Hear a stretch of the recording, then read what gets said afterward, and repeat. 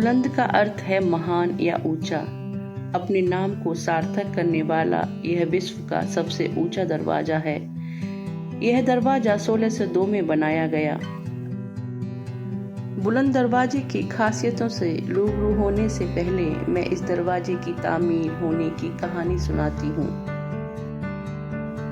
महान मुगल सम्राट अकबर 1556 में सिंहासन पर बैठे। तब साम्राज्य उत्तरी भारत के एक छोटे से क्षेत्र तक ही सीमित था। उधर गुजरात में प्रदेशों के बंटवारे को लेकर वर्चस्व के लिए सरदार आपस में ही लड़ने लगे। तब गुजरात के एक सरदार ने अकबर को हस्तक्षेप के लिए आमंत्रित किया। इसी के परिणाम स्वरूप अकबर ने गुजरात के खिलाफ एक अभियान का निर्देशन किया और वहां युवा सुल्तान मुजफ्फर शाह तृतीय और उसके झगड़ालू सरदारों का फायदा उठाते हुए वहां विजय प्राप्त की। अजीज कोका, जिन्हें कोक लताश और खाने आजम के नाम से भी जाना जाता था, ये अकबर के पालक भाई भी थे, जो अकबर और जहांगीर के दरबार में प्रमुख रईसों में से थे। उन्हें गुजरात का सूबेदार बनाया गया। गुजरात की जीत ने अकबर के साम्राज्य को अरब सागर के संपर्क में ला दिया।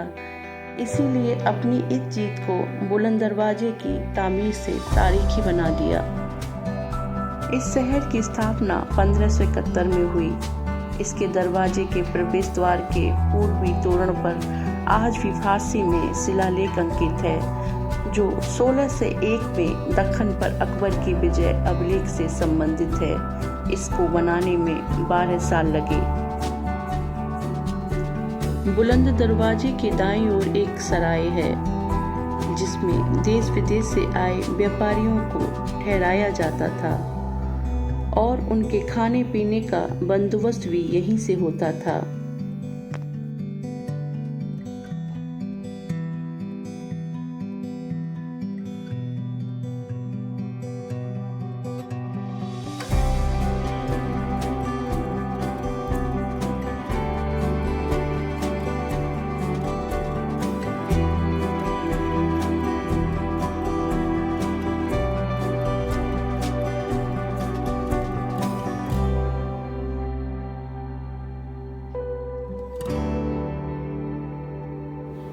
बुलंद दरवाजे के सामने टर्किश स्नान गृह बना हुआ है, जिसमें बाहर से आए हुए व्यापारी नहाया करते थे।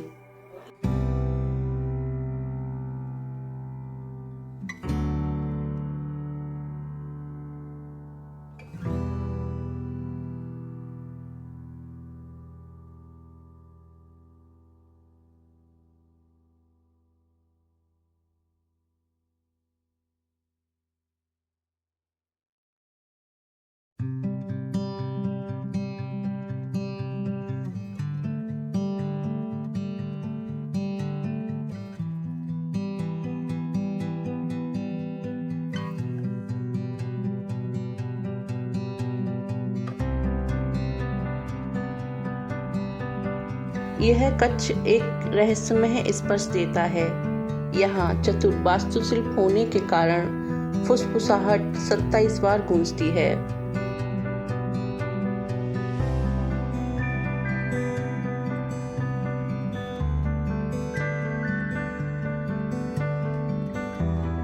इसके ऊपरी हिस्से पर कमरे बने हुए हैं। दीवारों पर पत्थरों के ज्यामितीय जड़ाऊ डिजाइन को बनाया गया है।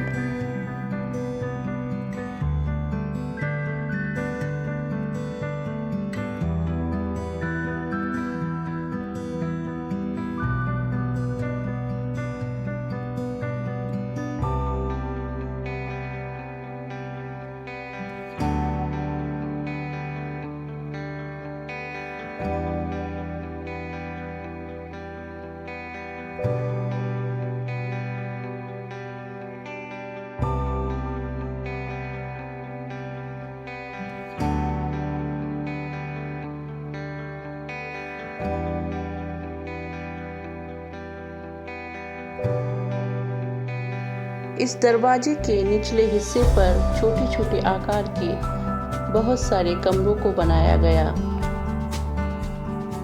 बुलंद दरवाजे जिस पर घोड़ों की नाल लगी हुई है। ये नाल घोड़े के बीमार होने पर लोग लगाते थे और उसके स्वस्थ होने की कामना करते थे। सबसे ऊपर 2 बड़ी नाल ब्रिटिश काल की लगी हुई हैं।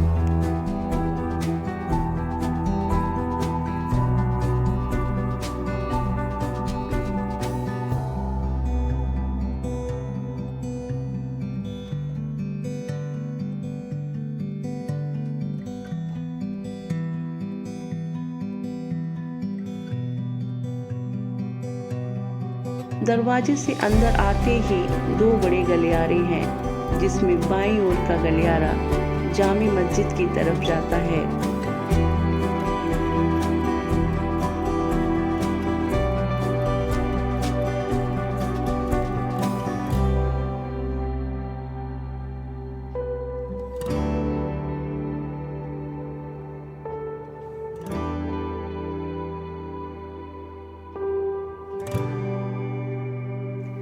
ये मस्जिद बेहद खूबसूरत है। इस मस्जिद को पूरा फारसी डिजाइन में बनवाया गया है।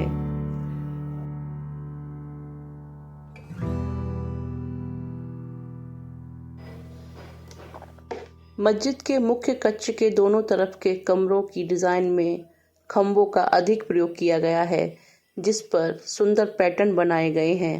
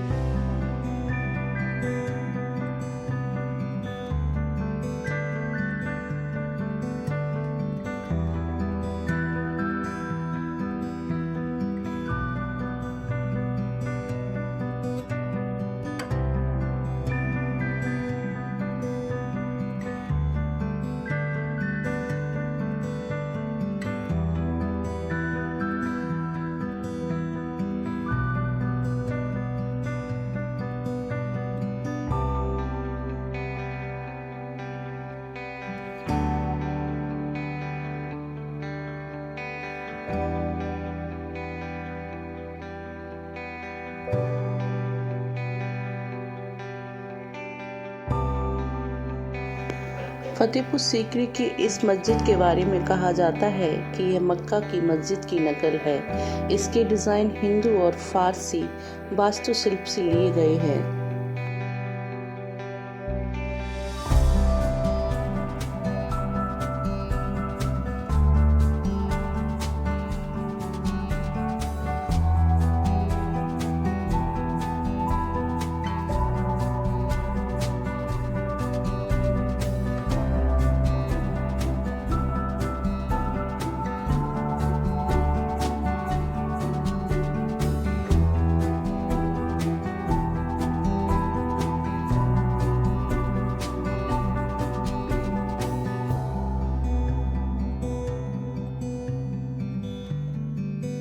मुख्य गुम्बद के नीचे लटका हुआ ये लैंप मुगल काल में सोने का हुआ करता था, लेकिन ब्रिटिश काल में सोने के लैंप की जगह पीतल का लैंप लटका दिया गया।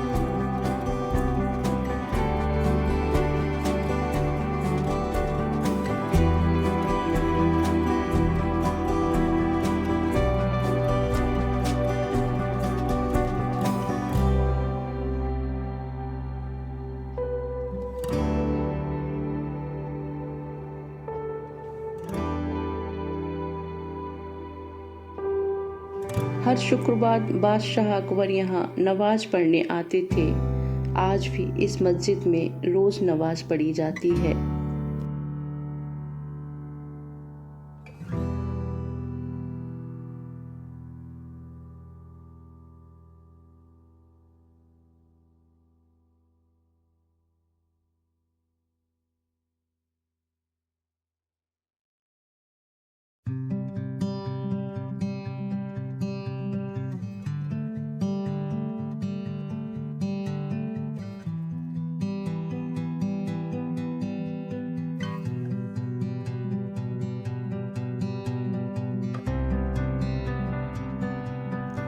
मस्जिद के इस मुख्य कक्ष में बेल बूटों की डिजाइन बनाने के लिए प्राकृतिक रंगों का प्रयोग किया गया है।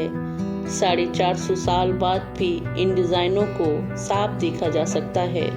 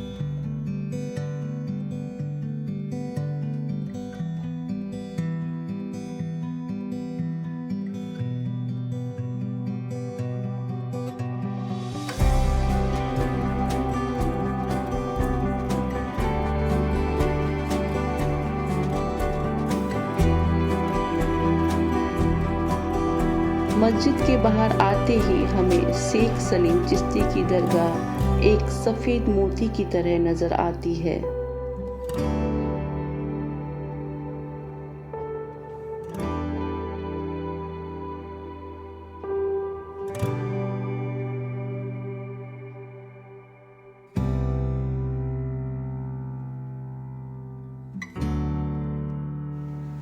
दरगाह के अंदर छत का काम लाल बलुआ पत्थर का है, जिसे अकबर ने तामीर कराया था। बाद में अकबर के बेटे जहांगीर ने इसे सफ़ेद संगमरमर से बनवाया।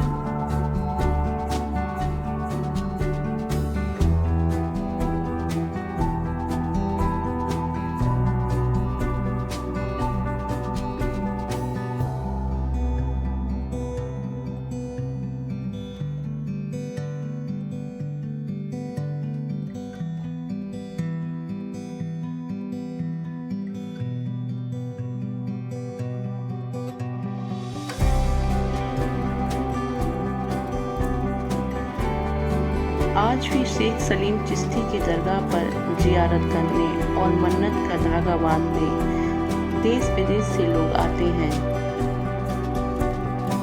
अंदर दरगाह को फूल पत्ती की आकृतियों से बेहद खूबसूरती से सजाया गया है। दरगाह आज भी बीते हुए समय के साथ अपनी मोहक छवि को समेटे हुए है।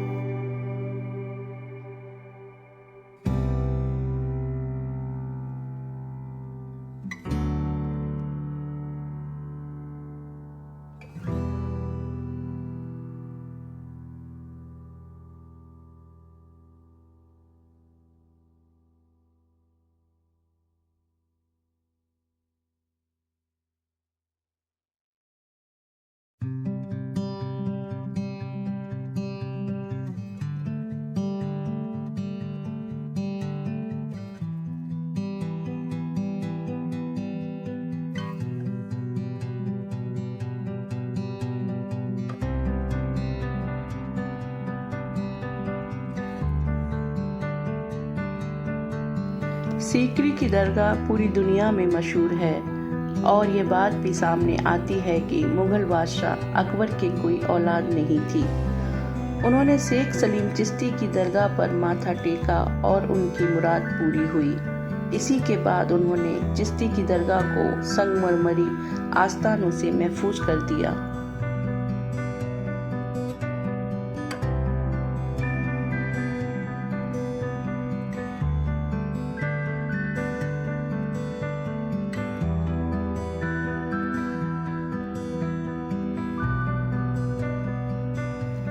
शेख सलीम चिश्ती की दरगाह दक्षिण में बुलंद दरवाजे की ओर मुख किए हुए है, जो जामी मस्जिद के भीतर स्थित है।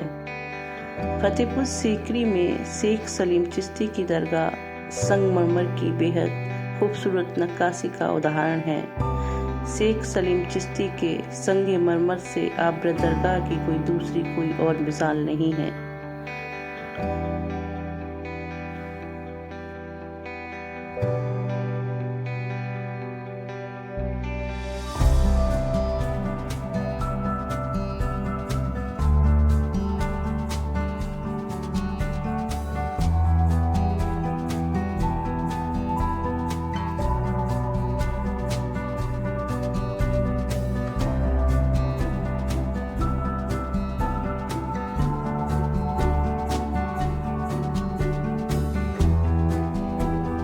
शेख साहब एक प्रसिद्ध सूफी संत थे। उन्होंने सूफी मतानुसार ही हिंदू मुसलमान में कोई भेद किए बिना अपनी रहमत को लुटाया।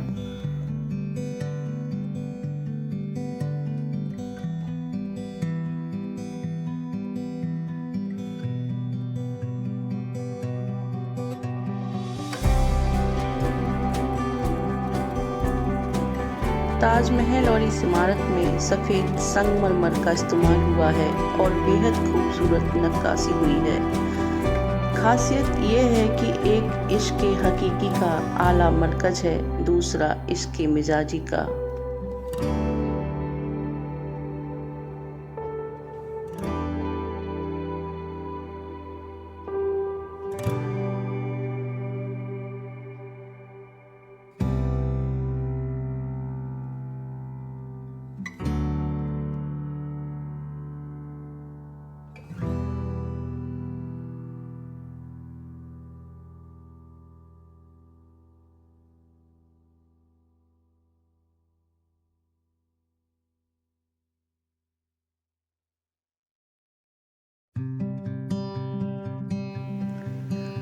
दरगाह का मुख्य दरवाजा देखने पर चमड़ा जैसा लगता है, लेकिन यह वही लकड़ी है जिसे ताजमहल की नींव में इस्तेमाल किया गया है।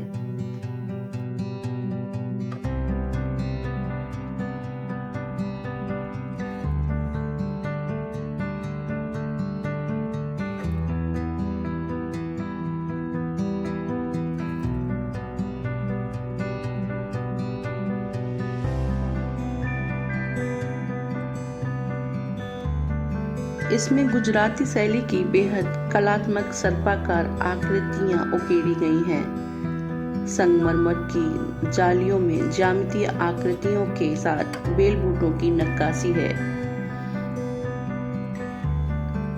खंभों के नीचे के भाग घंटे की तरह लंबाकार हैं और ऊपरी सिरे पर अर्धचक्र बना है।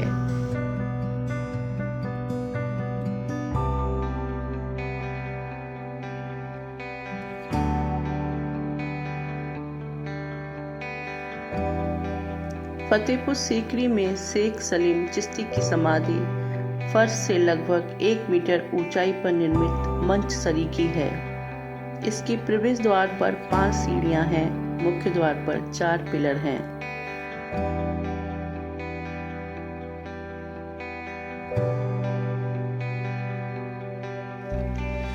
दरगाह के बाहर हर शुक्रवार को कव्वाली का आयोजन होता है, जो आज भी जारी है। इस दरगाह की सेवा शेख सलीम चिश्ती के परिवार के लोग ही करते हैं।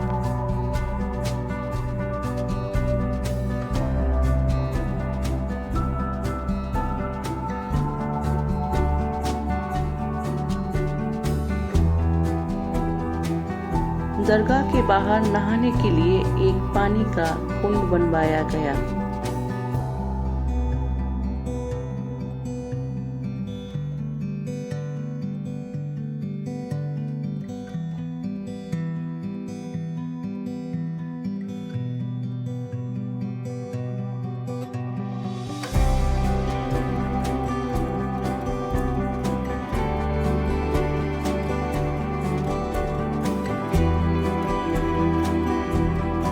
इसी शाही दरवाजे से अकबर दरगाह पर माथा टेकने आते थे और दरगाह के छोटे दरवाजे से सर झुकाकर अंदर प्रवेश करते थे।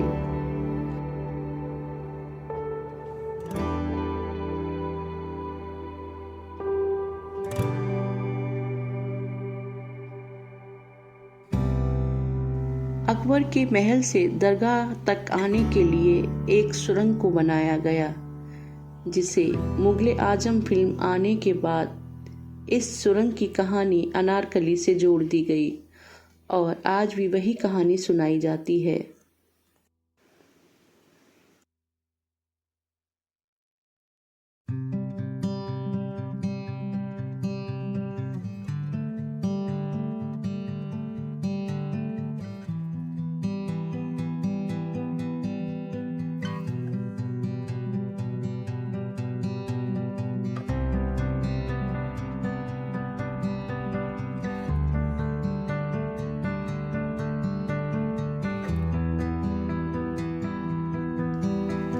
इस दरगाह के परिसर में ये जितनी भी कब्रें बनी हुई हैं, ये सब उन्हीं के परिवार के सदस्यों की कब्रें हैं। आज भी इस परिवार के लोगों के मरने पर इसी परिसर में दफनाया जाता है। इन कब्रों में पुरुष, महिला और बच्चों की कब्रें हैं।